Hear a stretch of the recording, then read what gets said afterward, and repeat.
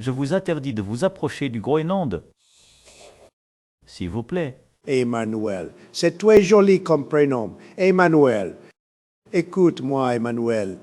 Je vais prendre le Groenland. Tu vas faire quoi? Pardonnez-moi, Votre Altesse de sa grâce, le duc souverain de son excellence de sa seigneurie, magnificence de sa splendeur, mais j'ai toute l'Europe à mes côtés.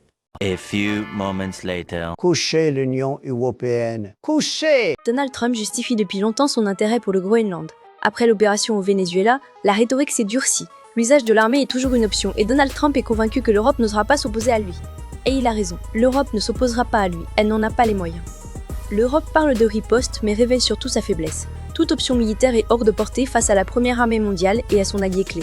Les réponses envisagées se limitent donc à des gestes symboliques ou économiques. Des sanctions se résumeraient donc à un catalogue de mesures dissuasives comme des sanctions contre les GAFAM ou des droits de douane punitifs sur des produits agricoles américains. Tous les experts s'accordent, empêcher militairement les États-Unis d'annexer le Groenland ne sera jamais envisagé, même dans les pires des scénarios.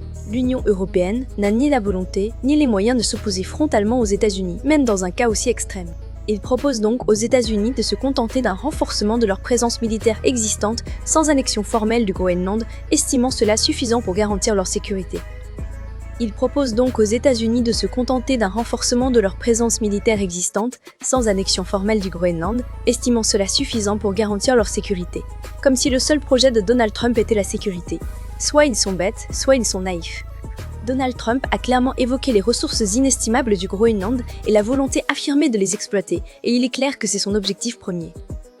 Bref, il est clair aujourd'hui que personne ne peut vraiment l'arrêter. Donald Trump aura le Groenland, c'est presque une évidence. Ce n'est qu'une question de semaines avant que ce territoire ne devienne définitivement américain, à moins qu'un miracle ne parvienne à calmer ses ardeurs.